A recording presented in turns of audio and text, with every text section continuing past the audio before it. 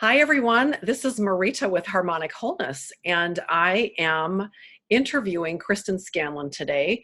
Kristen and I worked extensively together to help me through a pretty hard time in my life when I had a cat that was very, very, very sick. Her company name is Talk Positive, and it's not positive, it's positive. It's so cute. And we're just going to talk together about animal communication. I recall the first time someone suggested to me I had a cat that was so naughty.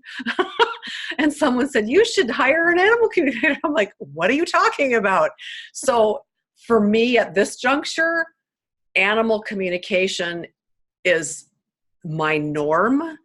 But for many people, they've never heard of it. So I thought we'd start right at the root, at the basic, and let Kristen tell us what is animal communication. And then I also want you to, Kristen, go into how did you know you could do this, and what was that whole thing like, and et cetera, et cetera. So I may interject questions, but let's start with what is it, and we'll go from there. Well, animal communication is exactly what it is. It's Mm-hmm. communicating with animals, but it's not observing their behavior and trying to interpret their behavior. It's not interpretation. It is literally conversations with the animals. It's tuning into their energetic frequency, so to speak. It's like radio wavelengths is how it was explained to me. Mm-hmm. And we have to tune into that wavelength in order to hear their voices.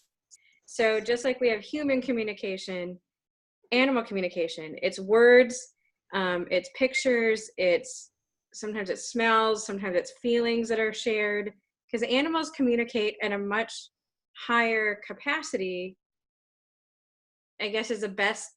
I don't know if that's really the right way to say that, but it's different. They use all of their senses. Humans tend to only use two of their senses. Mm-hmm.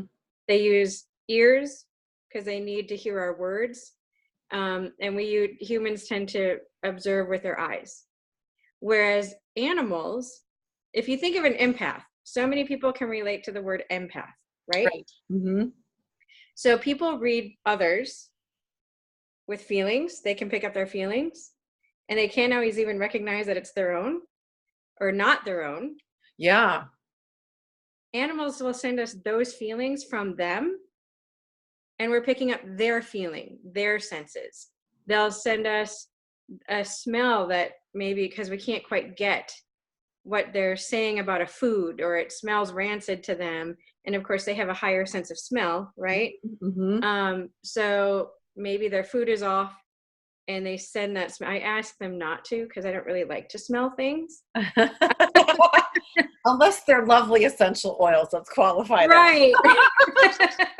Oiler has to say that. They have done, because I'm smelling like a rosemary kind. I don't know what that is. It smells like turkey dinner, whatever. That's funny. So they send things in different ways. They also, when you learn how to communicate, which everybody on this planet can communicate. There's not a single person that can't. It's whether or not we put the effort in to learn how. Is it a gift? On one hand, yes. On the other hand, we can all do it. It just takes more work from others. It's just like everybody can change your car oil. It's just, are you going to learn how? Exactly. Or do you even have it like, who cares? Like, right. I'd rather have you do it for me. That's how some people are wired. Like, I'm outsourcing that. I'm not going to learn how to do that. Exactly. And that, and to be fair, when I'm working with my own animals, yes, I outsource. Well, and that's what I was just going to say. It's like, I can get an idea of what's happening, but man, when it's that emotional, when the kitty is sick, or the dog is sick or scared, or what's happening, it's just so much easier to take, because you've got that emotional thing going on, or that attachment, to take that away and have somebody objective like yourself come in and be able to interpret the things that you probably already know, especially if they're very ill and they're dying, quite frankly, right? Right. Right. You don't want to hear that, and they don't really want to tell you that.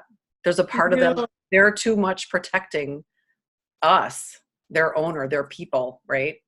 Well, and they don't want to leave either. It's Yeah, not in that particular instance. But they're usually much more ready than we are. true, true. Um, I once had a well, friend, we were at actually a spirituality conference together, and she had, I don't even know, she had at least 2 or 3 cats. And I guess while we were gone, it was like a 5-day kind of event. While we were gone, the one cat got really sick, and she came home, and within hours it died. It was like it was waiting for mama to come home so that she could process what she didn't process very well, because she had no idea. right. Yeah, Well, and the other part to that is she probably would have felt really guilty if she would have died when she was gone. true. True. So the animal is like, I'm not going to put you through that guilt. Well, that's I very will hang sweet of on. them. Yeah. If they can, they can't always do that. Great. And I think you and I have talked too. I had my cat died very recently, Mm-hmm. and we'll talk in further interviews about that grief and that process of losing an animal, even from an animal communicator side. It's Yeah. it's a heart-wrenching experience, regardless of whether or not you know what's going on. Right. And like you said, we get in the muck of it. So I outsource myself. I have 2 very, very close friends. They're both communicators. My one cat, he only talks to a couple people. Mm-hmm. He won't talk to every communicator. If he does, I always know if he's telling the truth, because I know that he feeds them bullshit. Right? But he feeds them stuff. That's because hilarious. He doesn't want to talk to them. So I know this. He does this in classes. So, and I didn't know that, but they joke around. They have fun with people. They're not always telling you the truth. That's funny. So Well, I know that. That speaks to the unique personality that each animal has, you know. Oh yeah. It's just so fascinating when you really tap into the personality of the dog or the cat or the bunny, or whatever it is. They just have their own personality, and I love that. I love that they're unique just like we are, and I really want to help people understand that they have something to share and something to say, and that's something that we can choose to give them just by learning to listen. Absolutely. Absolutely. And by conversing with them. Mm-hmm. One of the most unique experiences I've ever had was with a spider. Of all creatures. I was going to just say that. Yeah, of all the things, really. Of all the things, one of the creatures that taught me the most about conversing with versus over was a spider. Because in our house, this is right when I learned communication. I didn't know top from bottom. I didn't know. I just knew in class we talked about a cockroach, a hissing cockroach that was a pet. What? Someone brought a pet. I know. Yes. Right? I'm just like, I don't even believe in this in the first place. I started out not believing. I started out being super skeptical. And even to this day, I'm like, did I really hear that? Yes. I can't make that up. So, Yeah. and it's been almost 20 years. So it's not an easy thing to wrap your head around all the time. But yeah, this spider, we were seeing 6-7 spiders a day in our house. The cats had given up. What kind of spider are we talking about? All different kinds. Really? All different kinds. So it wasn't a specific spider saying, hey, my name is, okay. They were all different. It was like we had a spider infestation in our house in Coon Rapids. And I just was like, I was so tired of it. And so I was in the kitchen. I went out to the kitchen. It was late at night. And there was this huge, massive spider. Huge, massive spider. And I stopped. And I'm like, okay, we got to do something different. So I grounded myself. I did all the exercises that we were taught in class. And, again, this is like the very first beyond a cat and a dog that I decided to Yeah, connect no with. kidding. And I was like, okay, the very first step is introduce yourself. And I said, hi, my name is Chris. And I heard instantly, hi, my name is Mr. Moof. Oh my goodness. I'm like, hi, you know, hi. The other thing in class that we were taught is be authentic. Yeah. Animals do not like BS. They don't like fake. They already know. They know what's in your thoughts. They know what's in your head. They can read them before you even know. Uh-huh. So I said to this Mr. Move, I said, yeah, you know what? I really appreciate you as a spider. I do. You also creep me out. And he goes, yep, we do that to people. Hmm. And we started this conversation about how, you know, he helps to, him and the spiders, they take care of bugs we don't even see. Wow. They take care of us. They are intricate in their webs and how beautiful those are. And I Yes. appreciate those. I mean, they're gorgeous, right? Some of these webs are stunning. And I don't want to deal with the flies and the other little itty bitty bugs. So thank you for that. But can we not have 6 of you or 10 of you in a day going through our house? And he's like, yeah, that sounds reasonable. And I said, you know, Thank and he you. goes, right. And I said, and he goes, but where can we go? There's a collaboration. Yeah. We're not, as humans, we tend to lord over animals and be like, you can't do this, you can't do this, you can't be the creature you're meant to be, right? Yeah. So a dog, stop barking. That's their job. That's That's what part they of do. who they are, right? Right. Stop scratching up the furniture. Well, don't leave it out. You know, it's kind of, there's different things that we have to realize as part of them. But and so I said, well, how about the garage? That's not my domain. Yeah, and it's outside, kind out of. there. Yeah. And he's like, okay, I can do that. And I said, how about this? We'll negotiate about 3 spiders in the basement. If I see them, I won't hurt them. Hmm. I said, I do not take responsibility for the 2 dogs and 2 cats that we have. And at the time, my husband, we're divorced now, but at the time, my husband, I'm not going to take responsibility for their actions. Mm-hmm. Please don't attack me for that. Yeah, right. Like, that's fair. That's fair. And he goes, well, and what if we just, I can't even remember what he said, but we talked back and forth and negotiated. I did not see, even though I said 3 spiders was okay. Mm-hmm. I was like, please stay out of the bedroom. Cross, you know, if you're going to be in here, at least 2 feet from the ceiling. I can't reach you. Nobody can reach you. Right? Mm-hmm. Cross on the ceiling, not the floor. How about that? So we negotiated. I didn't see a single spider for probably 6, 7 months. Wow, cool. Cool. So when we work with them, life is easier. So is that like the beginning? Remember the second question I had was how? Mm-hmm. Is that really what sparked your,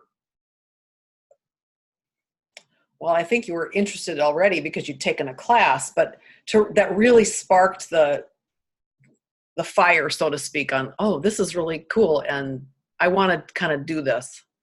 Mr. Moof is probably part of it. I think the second part was when shortly after we had a wasp nest. Mm. They were building right above our front door. And Why I'm would talking they do like this that? is like they actually like the activity. I don't know. No, I meant like, why is it always by the door? Because it's activity. Like our activity. Mm-hmm. I thought you meant their building it was activity. No, but we literally lived like a block away from Menards, right? So I was like, we're getting a wasp nest. I taught piano lessons at the time, so I could not have wasps with these kids coming in and out. And I just decided to connect to the bees because bees are community livers.